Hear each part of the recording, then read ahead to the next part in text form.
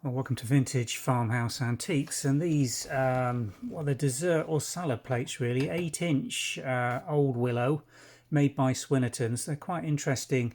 The thing that makes them interesting is actually the condition of them and well the poor quality, I suppose I should say, in terms of the care that's been assigned to their production.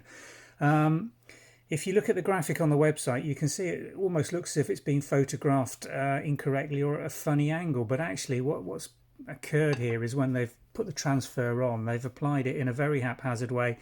And it doesn't sit absolutely in the inner aspect of the plate. You can see here there's a much wider border at the bottom than there is at the top for this area of transfer that sat in the middle.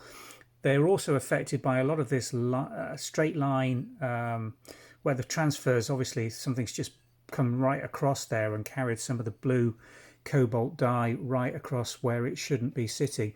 And also, if you just look at the side elevation of this stack, you can see areas of the transfer that are just missing and haven't been applied right. And I think that the reason why they're like this is because of their date and when they were being produced. Let me just show you the China marks because the clue's in there, not the normal Swinnertons mark at all. That's a pretty bad example actually. Here's a better one.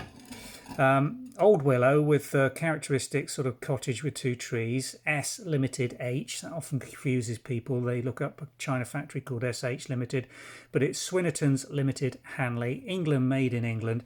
And the limitation of the company came in around 1911. And I think these are probably examples of what the factory was producing during the First World War, when most of the experienced and skilled workers from the pottery industry left to fight in the war, leaving a pretty unskilled and poorly qualified to produce good quality bone china left in the potteries. They wasted nothing though, so these wouldn't have been discarded as seconds or wasted or destroyed during the period of austerity during that conflict. Anything that was half good went out into use. And I think these date from probably between 1914 and 1918, maybe a little later than that because the skill failed to return. And they are really good historic examples of what was being produced around that period.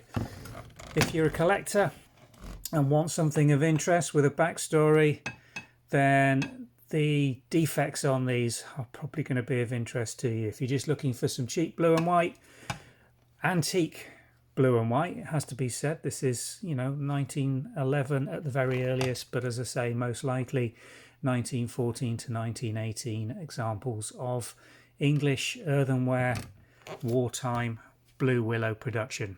Thanks for watching. Hope you found that of interest.